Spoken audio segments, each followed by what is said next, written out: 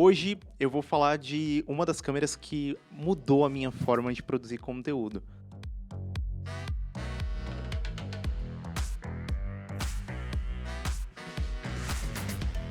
Desde quando eu comecei no audiovisual em 2015, eu tinha um sonho de produzir coisas mais cinematográficas. Então eu conheci a GH4, que foi a minha segunda câmera. Minha primeira câmera foi uma Nikon D3300, a minha segunda câmera foi a GH4. Quando eu conquistei essa câmera e eu comecei a produzir os meus conteúdos com ela, eu vi o quão boa era a textura daquela câmera e o quanto ela entregava. Ela já entregava uma gravação em 4K. Isso era bem legal, porque na época não tinham muitas câmeras, acho que nem tinham câmeras que entregavam 4K ainda.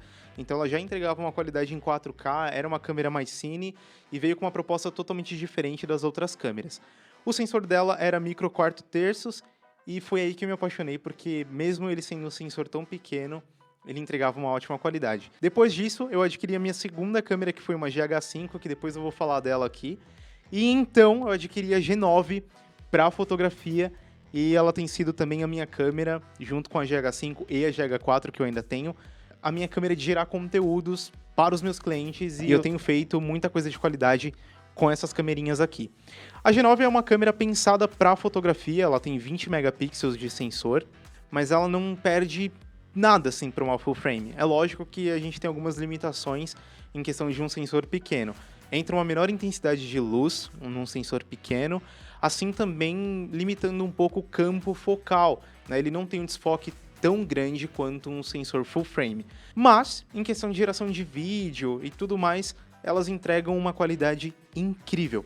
Essa câmera ela já faz 4K 60 desde quando ela foi lançada.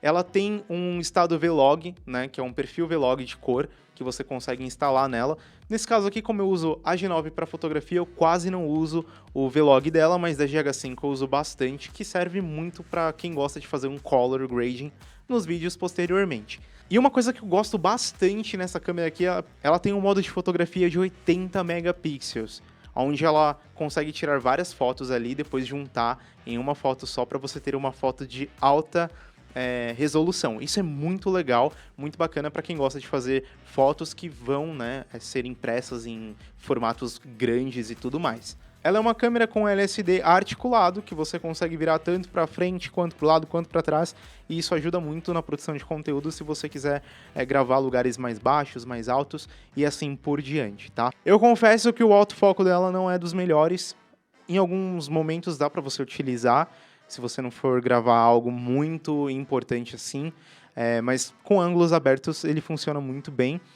Mas a Lumix ela não é tão conhecida pelo autofoco, tirando a S5 II que acabou de ser lançada e vai ser uma câmera incrível para geração de conteúdo, quem gosta ali de usar o autofoco, além de ser full frame também. O bocal dela é micro four thirty, então você vai utilizar lentes ali bem menores e bem mais leves. Por exemplo, essa daqui que eu estou utilizando é uma lente 25mm 1.4 da Leica, que ela se torna, no caso, como é um micro four thirty o sensor, ele é como se ele tivesse um crop de 2 vezes. Então essa 25mm ela acaba virando em distância focal uma 50mm, tá? Ela converte ali para 50mm 1.4 e é bem legal. Eu uso alguns adaptadores para ela, por exemplo, o Viltrox M2, né, que ele tem um stop a mais de iluminação ali, por ele ter um vidro. Depois eu vou trazer ele aqui para falar com vocês sobre esse adaptador, que ele é bem legal. E eu utilizo também uma lente muito incrível da Sigma 1835 1.8, que acaba se tornando 1.2 por essa distância focal reduzida e mais um stop de iluminação. Então a gente pode trazer depois aqui para trocar uma ideia sobre o sensor. Mas eu recomendo muito essa câmera aqui se você quer adquirir, né, uma câmera que ela é boa para vídeo, ela é boa para foto e não vai te deixar na mão com problemas de aquecimento nem nada disso, porque eu nunca tive isso com essa câmera. Uma coisa que me incomoda um pouco nela é a questão da gravação limitada. Ela ainda tem uma gravação limitada em 30 minutos quando você grava em 4K 30 frames, e quando você grava em 4K 60 frames ela vai para 10 minutos só de gravação. Isso eles fizeram para reduzir, né, o tempo de aquecimento e tudo mais. Uma outra coisa que eu acho bem legal dessa câmera é esse LCD aqui em cima, que você consegue ver a configuração dela quando ela está ligada, né? Você vê tanto a abertura de diafragma, também a velocidade do shutter entre o ISO ali e outras coisas também, que é bem legal, é uma informação boa. Se você estiver tirando foto ali no escuro, querendo dar uma olhadinha rapidinho para ver se está tudo certo, você consegue ver no LCD que fica no topo. A construção dela é de liga de magnésio, então ela é selada contra intempéries, no caso chuva, poeira, entre outros. Ela tem diversos botões aqui para você customizar da forma que você quiser, né, para utilizar. Eu, por exemplo, coloco nesse botão aqui de cima para ela fazer o foco. Então ela faz um foco ali mesmo estando no manual. Ela foca no objeto ou no personagem ali que eu quero focar. E daí é só eu colocar para gravar que ela já vai começar a gravar. Isso é bem legal. O LCD dela é completamente touchscreen. Então você pode clicar ali para fazer as configurações e tudo mais. Isso é bem legal e bem útil. Ela tem 3 modos customizáveis que você pode, né, customizar tanto para foto quanto para vídeo, que ajuda bastante quando você precisa ali de um modo rápido e você não tem que ficar trocando a configuração. Por exemplo, eu coloco um modo 4K 24 e outro modo 4K 60 para quando eu quero fazer slow motion. Uma coisa que eu gosto muito dessa câmera aqui é a textura.